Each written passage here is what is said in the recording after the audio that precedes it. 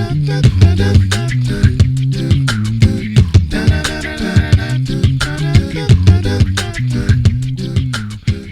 Don McIver here, Free Write and Ride on an art bus during these very interesting times.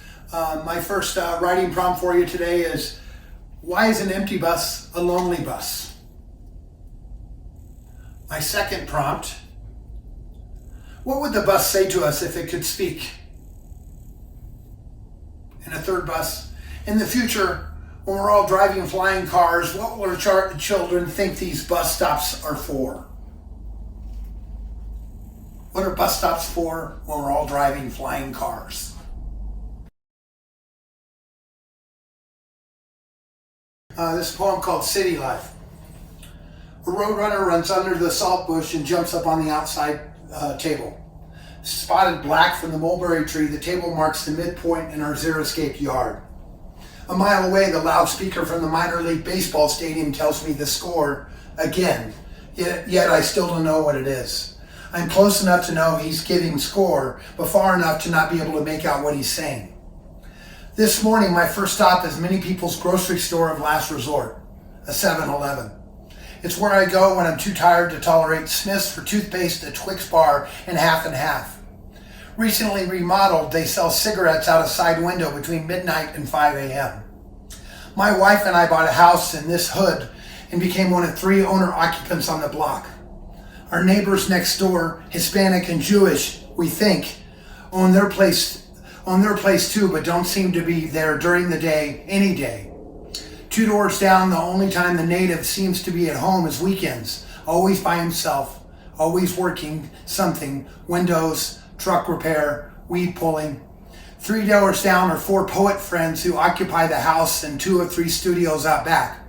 She's biracial black Hispanic and he's biracial black Anglo, and they fight yet keeps fights to themselves as the biracial Hispanic Anglo poet shares his internet and the New Mexican teacher poet who can order Wendy's drive-thru from his porch.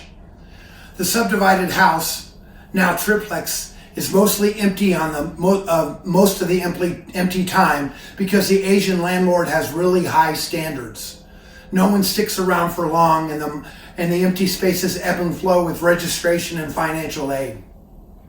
Further down, this house welcomes musicians who advertise through some network, so bands book shows in their living room as cars wrap around the block, and late night conversations always wake me up. I don't call the cops as I lose interest. Time and darkness lulls me back to sleep. Their voices become background noise added to the slow reveille of a city waking up and the thoroughfare that really just serves the employee traffic from the 2 colleges. Each is less than 6 blocks away, and it's not uncommon to find myself at both any given time of any given week. This is a great life. My neighborhood is always alive, yet we love this prime spot we call home. Not the density of much larger cities, we can eat almost any type of food with just a few steps. The bartenders at the nearest bars know me by name. The regular clientele recognize me when I walk in still dressed for work. We'll fix broken ottomans and take couches off curbs as often as we'll leave tennis shoes, broken shelves, and logs of Chinese elm. They're gone by the end of the day, and the trash gets picked up on time, and the mail is always there. We mind a trash can at the corner. People use it even when it's full, and our bamboo has caused a fine for obstructing the views of traffic up ahead as people throw their butts on our lawn and ditch illegal drugs upon occasion. The homeless never ask for change, but will stop me a block away as if their work site is Route 66. Until they're on it, they are simply off the clock. This is the world we call home, and it feels like it should almost all the time. If you said my life looked like a tiny splash in a much bigger city, you'd be right. I sometimes want to be a bigger fish. Sometimes want my name mentioned with others, and sometimes want to see my name in lights. But most times I just want to write.